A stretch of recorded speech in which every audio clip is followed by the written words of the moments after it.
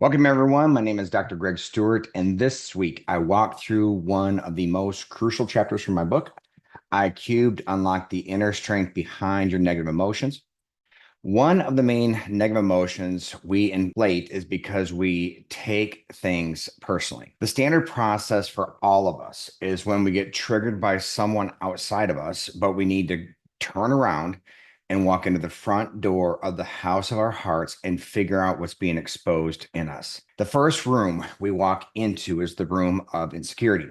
In that room, there's a door to the basement where we'll find the machine of our identity, value, and worth. Over in the corner is the cellar of trauma, which I address elsewhere. Whenever life does not go our way or someone makes a comment that shines a light on a weakness of ours, our emotional energy skyrockets. We give those things permission to decrease our value and worth. Here, I will equip you to regain full control and authority over your identity, value, and worth. When I ask people, what is your identity? They usually pause for a second to think about it, but eventually they start describing facts about themselves.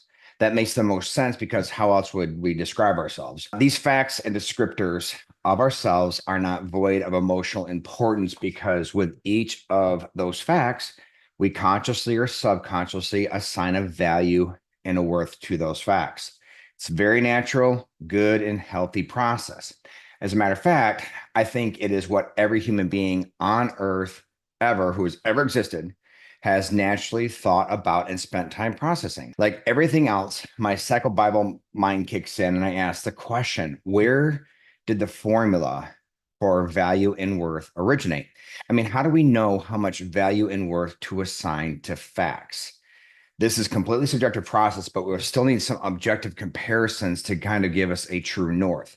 So where did we get the formula in the first place? The raw formula came from our parents. Let me explain. Every relationship must have two things, safety and pursuit. Every relationship, human to human, human to animal, animal to human, is based on each creature feeling safe and being pursued by the other person. If a child feels both safe and pursued by his or her parents, the child has a high value and worth. Value and worth would be one among the list of good and healthy emotional goals we're all trying to achieve, along with feeling safe and feeling pursued. Pursuit is not only feeling wanted and loved, but it's also what we want to feel when we're recovering from failure, right? We can do it. When we make a mistake, respond poorly, or do something wrong, our parents should come alongside us, correct us, equip us, and tell us it's okay. Additionally, our value and worth increases when our parents coach and train us in how to be independent, successful, and mature, such as teaching us not to cry after we spill our milk or how to be successful in interpersonal relationships, to giving us wisdom in the higher things of life and eternity, learning how to love and be true disciples of the Lord. Children are basically saying to mom and dad, look, I have no clue how to do this life thing and I need your help, right? So they are trained indirectly by observing our response to situations, how to grow and mature, and how to do relationships, how to be successful, how to ensure the Lord remains our first love, Revelation 2, verse 4. We also train them directly in many ways, and hopefully those rational, healthy, wise, and right principles and truths stick despite our own lack of adherence to them. It is beautiful if a child feels pursued by his or her parents, but we all know there's a spectrum of healthy to unhealthy parents. Sadly, there are children who grow up in unhealthy environments and they often have low self-worth. Along with their parents, peers inputs to the formula at some point as well. It culminates during the adolescent years, and the same principle is true. If we feel pursued, validated, and liked by our peers, our value and worth is high. This goes for the opposite as well. Then as we continue to grow, other significant people are added to as inputs like teachers, bosses, coaches, boyfriends, girlfriends, and so on. And the formula of value and worth culminates with our spouse. Every human being ever must go through this process. It is unavoidable. Now, ideally, this process results in a strong identity, value, and worth. So let me give you one of the first mental model formula formations for this chapter. At some point, every person must make the conscious choice to remove every other human being from that formula of value and worth. So let me say it again. At some point, an adult must make the conscious choice to remove every other human being from that formula. It must be a deliberate choice. Why? Because if we don't make an intentional choice to remove every other person from that formula, We make, by definition, our value and worth contingent upon other people pursuing us, validating us, liking us, etc. If my value and worth is contingent upon this happening, I'm going to live an extremely sad life. However, let me be clear about something.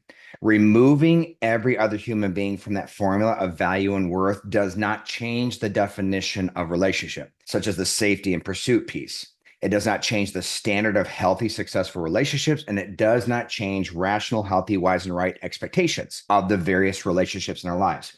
What it changes is the degree of negative emotional impact when that desired pursuit or validation doesn't occur. What changes is the degree of impact of that validation pursuit when it doesn't occur. Because the power of every relationship is measured by the degree of safety and pursuit. If our expectations are not met in any given relationship for a long enough period, we simply choose to remove that relationship from our lives. That is also a natural process. So to begin the process of removing every human being from the formula of our value and worth, start saying to yourself, I don't need them to pursue or validate me. I want them to, but I don't need them to pursue or validate me. When you do this, immediately start changing the formula in your mental model. Again, the definition, standards, and expectations of relationships do not change. The only thing that changes is the degree of negative impact on us if our desires are not met. Continue to repeat, I don't need them to pursue me. I want them to, but I don't need them to. As you repeat this in your mind, begin to use the name of specific people in your life. I don't need my wife to pursue me or validate me. I want her to, but I don't need her to. Then start going through all the key relationships throughout your life using the same process, ending with your mom and dad. I don't need my mom and dad to pursue me or validate me. I want them to, but I don't need them to. As you do this, more and more of the weight of the loss of the lack of pursuit begins to decrease. Also begin to say, it is no longer devastating that they were the way they were. It's just disappointing. Notice the location of the words devastating as opposed to disappointing. Devastating is something that's felt inside of me, while disappointing is focused on something outside of me. It is less intense because the object is externalized. I'm not devastated. I'm just disappointed in them not being what they should have been or treating me the way they should have treated me. While you do this process, you also need to start assessing and evaluating what you think of yourself. When there is a lack of desire pursuit, we naturally question our own worth, like what's wrong with me? We try to give justification why they should pursue us by pointing out in our minds what we do for that person or how much they mean to us, and they should know that, so why aren't they pursuing us? And how important they are to us. Eventually, and the lack of pursuit continues for an extended length of time, we often consciously or unconsciously conclude, it must be something about me. I must not be worth it. What we have to offer them is not worth their effort to pursue us like we want to be pursued. While we internally talk like it's their fault, we emotionally conclude that it's because we're not valuable enough or worthy enough to be pursued. Ultimately, the conclusion to this issue is not what anyone thinks of you, it's what you think of you. When you change the words from need to want, you're assuming 100% authority and control over your identity and worth. To start this process, the first step is to define your identity and make a list of facts about yourself. These facts can be listed under the categories of, let's say, roles, husband and wife, parent, your career, Christian, accomplishments, your level of education, promotions, your life values, attributes, personality, strengths and weaknesses, physical attributes, habits, daily, weekly, so on. And whatever facts you deem to be a part of your identity, it's your choice. It's an organic list and takes time to develop. But once you make that list, assign a value and worth to each of those facts. You can use whatever value and system worth you want, but I suggest you simply choose that this fact increases, decrease, or no impact. It's subjective. Does this fact about myself increase my value and worth, decrease my value and worth, or does not impact my value and worth? It is not a bad thing when we decide that a fact in our identity decreases our value and worth. Each of those facts can be categorized in one of two columns, control and no control. First, if a particular fact about ourselves is in the no control column, we must figure out why a fact about ourselves we have no control over decreases our value and worth. A simple example would be a physical feature about us that decreases our value and worth, right? So it is completely okay not to like a particular feature or wish it was different, but it should not have the degree of impacting our value and worth, right? So the problem is what you think of you. We must address why we have the negative emotions we do in this area and why these negative emotions are so inflated. Even if there are features about myself that I don't like, I would ask myself the question, is there anyone who that has physical features more undesirable than me, but are completely content and at peace with those physical features? Well, of course there are.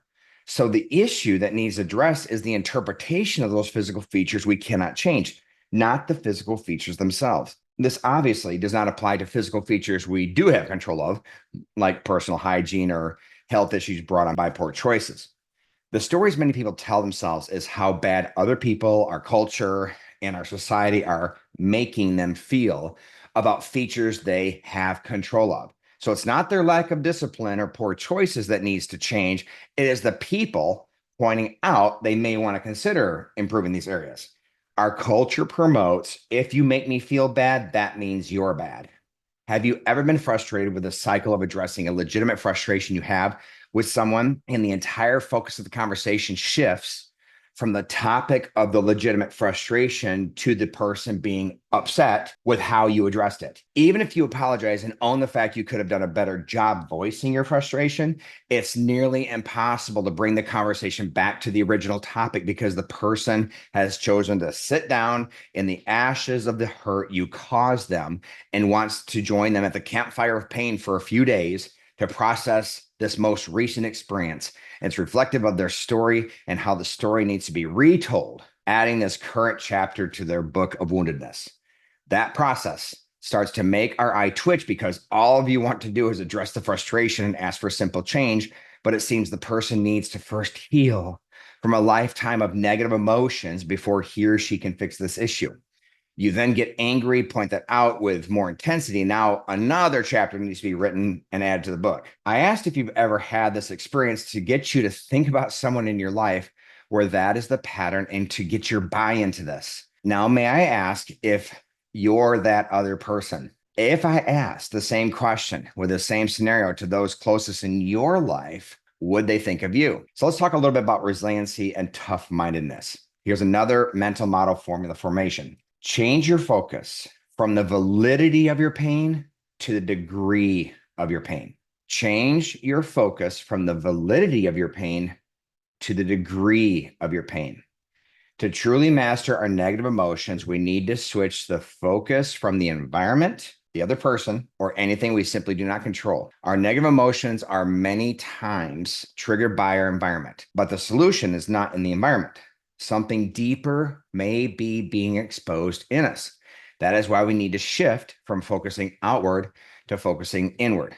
We need to shift our focus to first figuring out what is being exposed in us by one, correctly naming the blocked emotional goal. And number two, labeling the correct negative emotion we are feeling. And number three, arriving at the correct quantity of negative emotional intensity that this situation requires. The correct quantity of emotional energy is defined by the amount of emotional energy that needs to be burned, whether it be physically or what have you, to have the most effective behavioral and or verbal response. So number one is motion is energy. Number two, the goal is to have the right type of emotion as well as the right amount. And number three is to figure out what's being exposed in us.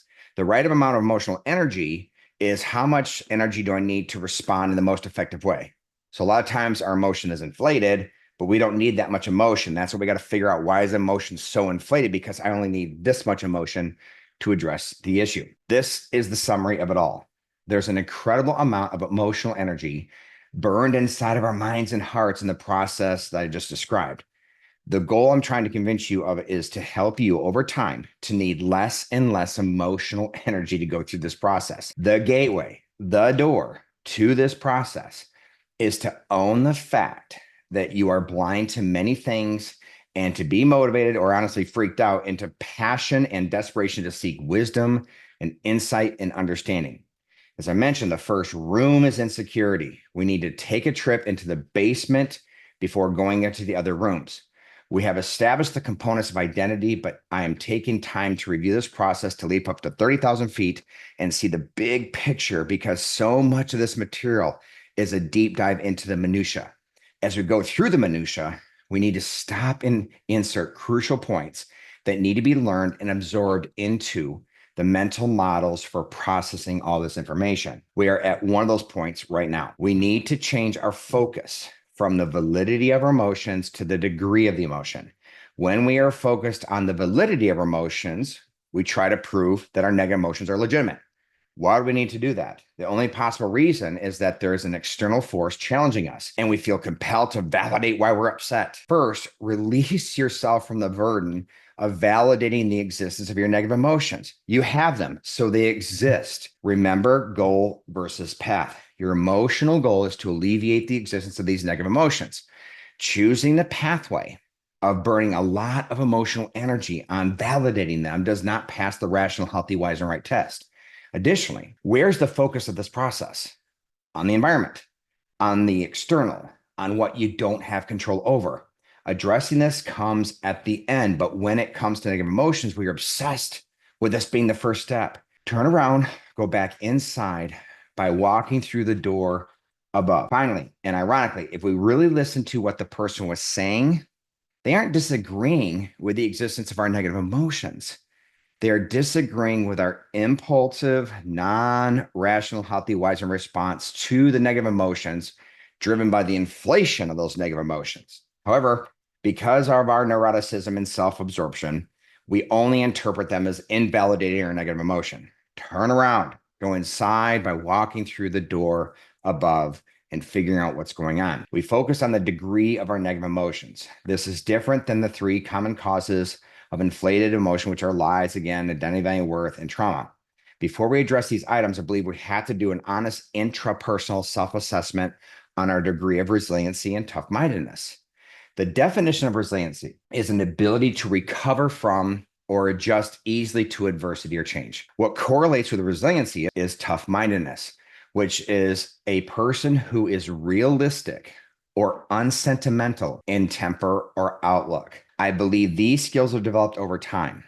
We develop these skills or don't develop these skills from our parents' training. The first time this training occurs is when we're like infants. We don't actually need anything, but because we want attention. I won't say that it is because we want comfort, because that implies there's something negative happening that we need comfort from.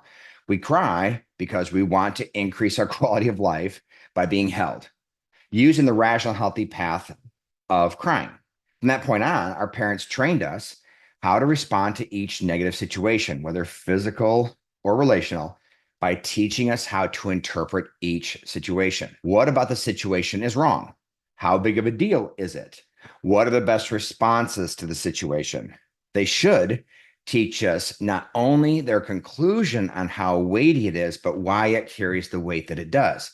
And then encourage us if our response didn't match what was rational, healthy, wise, and right. Obviously, the response of don't be such a baby or my gosh, my poor baby doesn't pass the rational, healthy, wise, right test. The opposite could also be true when we respond with less negative emotion than we should, such as you need to realize how bad you hurt their feelings. Sure, there are some who grew up with very low empathy, but I'm not going to address this because, well, there's no way that those people would be open to what I'm saying anyway. A person's maturity, so listen to this, a person's maturity is directly correlated with the size of the thing that upsets them or causes them anxiety. A person's maturity, degree of maturity, is directly correlated with the size of the thing that upsets them or causes them anxiety. So here's another mental model formula formation. When you are upset, analyze, again, not the validity, but the degree. Analyze your degree of resiliency and tough-mindedness. Am I tough-minded when things are happening to me? Has there ever been anyone who has either had it harder or experienced something worse than I am and yet came out stronger or successful? Well, the answer is, of course, there is.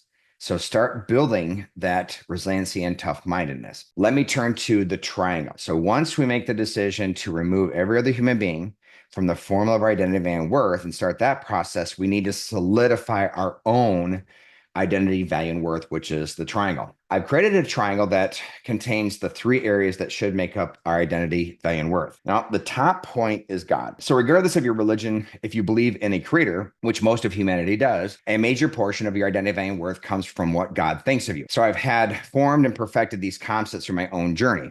In Christianity, we often state to one another that our identity or sufficiency and our needs are met in Christ.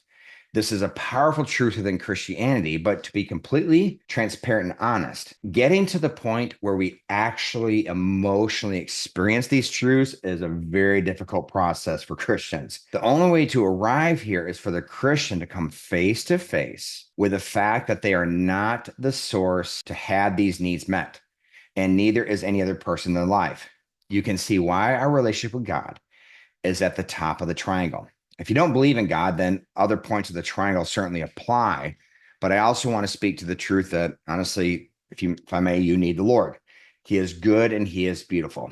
Will you at least pray and ask him, if you are there, will you please show yourself to me? That should do it. And I'll just wait. All right. Now, the bottom left of the triangle, left point of the triangle contains your personal professional goals. Okay. Logically and appropriately, a part of my personal value and worth is related to how successful I am at achieving my personal professional goals. And that's good and okay. My personal professional goals are created directly from the list of facts in my identity, and those specific facts that would have been assigned the value and worth of decreases my value and worth. With each of those items, create a strategy of the pathway you use to execute the fact that from what is currently is to what you want it to be. Again, if you either change the fact itself or you change your interpretation of the fact, you have no ability to change it like a physical feature. The issue isn't the physical feature about you. The issue is that you are allowing it to decrease your value and worth. So the strategy is to change your interpretation of it. As you interact more and more with these items and either change your interpretation or create a strategy to improve the item from decrease to increase, you first will be surprised by how few items actually decrease your value and worth. And secondly, you'll see that the more you define and solidify this process of the triangle, the less impact your environment will have on you when you don't receive the pursuit and validation you want from others, or when the environment exposes a weakness and failure. If someone tells you have an undesirable feature or weakness, your auto response will be to agree with them, owning it, and walk them through your strategy of improvement. You will transition from insecurity to security and confidence because you don't care if it's exposed now. Finally, the bottom right side of the triangle is what I call pursuit of self. The Lord tells us to love our neighbors as we love ourselves in Mark 12:31. This is the second of the great two commandments, right? The first one is to love the Lord your God with all your heart, soul, body, mind, and strength. Many people don't love their neighbor like they love themselves. However, some who don't love others actually hate themselves. One day while thinking through this triangle, I thought to myself, when I'm at my absolute best in each of my roles, such as, my role as a husband, father, counselor, professor, Christian, etc., do I genuinely like that person? When I'm at my best, do I like that person? I do like that person. When I'm at my best, I like that Greg. So what do we do about our mistakes and weaknesses and failures? You may have heard the statement that people, define themselves by their failures.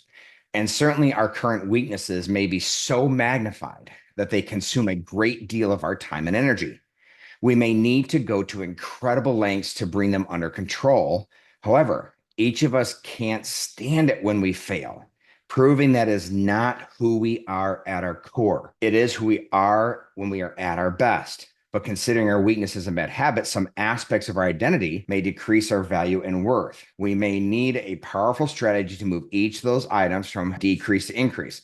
But again, our failures and weaknesses are not how we are defined and not who we are at our core. We need an objective view of ourselves, using others to help for sure, but only the Lord should define the core of our identity. How does the Lord see us? If we have not yet believed in him as our Lord and Savior, he sees us as lost sheep and are desperate to have us come back to him. If we're believers, how does he see us? What does he call us in the New Testament as believers? He calls us saints. So I want to apologize to all my Catholic brothers and sisters. I'm already a saint. I don't need to work to prove my value and win the title. The Lord already gave it to me. He also calls us priests, kings, friends, children, first love, fiance, because we're the bride of Christ. Try to tell us that we don't have to work to become something. This is how the rest of the world thinks, to work to become something. He is trying to tell us to live out what we already are. He has said, this is who you are. You're a priest, a king, a saint, my friend, first love. Live out what you already are. He's trying to get us to understand what our identity already is as he sees us. And that is why he tells us to abide in him in John 15. Abide in him, not work to come to me. Now, he does say work out our own salvation, not work to get to a more acceptable state, but work out what you already are. To put the icing on the cake, look at Romans chapter 7. As you read it, it seems like a glimpse in the Apostles Paul's personal diary. He is struggling, lamenting, and processing how he so desires to do the one thing, but repeatedly does another. It is a truly powerful description that every believer experiences, trying to live out this new identity, but continually reverts into the choices of their old identity. The key explanation he gives that the Lord told him to remember is that it is no longer he who makes the foolish choice. It is the sin living in him. So the Apostle Paul says, it's no longer I who do it. It's a sin living in me. Romans 7:17. To explain to those who may not know as Christians, we are new and alive in our spirits, but the physical part of us, our bodies, are not yet renewed, saved, if you will. So our flesh is still pursuing and desiring sin, or the immediate emotional rewards attached to non-rational, healthy, rise and right paths. The process that Christian training is to live out our new identity is to build our emotional and spiritual strength to choose the paths that are rational, healthy, wise, and right by controlling the flesh. Many of you who are not Christians, and many of you who are, have experienced the consequences of Christians failing at this process and hurting you in the process. This is why you may believe the church is, full of hypocrites. Well, I agree that every Christian makes decisions that are hypocritical. There are extremely few who live their lives in such a way as to actually deserve that title. Further, while God himself agrees that those who chronically live this way hurt the Lord's reputation, you won't be able to lay that card down when you stand before him one day to justify your choice to reject Christianity. Sorry. Most Christians can't stand this battle and are desperate to never sin again. If we hurt you or others in the process, we should be quick to apologize. The Lord himself agrees with this, and that's why he says it's not me at my core who's doing it, but it's this wretched sin living in me. Please don't be foolishly accusatory by saying we're passing off our culpability, because that would show that you still aren't getting it. His point is not a removal of accountability. It is a removal of false identity. It is no longer I who did it, it's the sin living in me. Even though we're free not to blame our core identity for the failure, the Lord still tells us to count ourselves to be dead to sin and remove all sin from ourselves nonetheless. To apply this concept, I say to myself that Greg needs to die. So that's a process of sanctification, but my identity is different, priest, king, saint, and so on, but I still have to deal with that Greg who's kind of giving into his flesh. So I say that Greg needs to die. I separate myself as far as my identity, even though I still have to address it. I want to put to death every part of me that is more committed to the reward of sinful, non-rational, healthy, rise and right paths than godly, rational, healthy, rise and right paths. So the impact of this truth is the same as when someone doesn't pursue me or validate me. It's not devastating, it's just disappointing. I'm not devastated because I'm not defined by my failures. I no longer annihilate my own heart and my mind and say, I'm so stupid in my thoughts. I am, however, disappointed in myself and hold myself accountable to this process described in this book to uncover my deep emotional goals, the non-rational, healthy, rise and right paths I keep taking to achieve these goals, and slowly but surely transitioning my affection from the rewards of the non-rational, healthy, rise and right paths to the deep rewards of the paths that are truly rational, healthy, wise, and right. It's a process. Our insecurities are on the surface, exposed to the emotion of defensiveness. Once we address them, as described in my chapter on insecurity, we need to take a trip down into the basement of our identity, value, and worth to make this a much more solid, effective, truthful evaluation machine.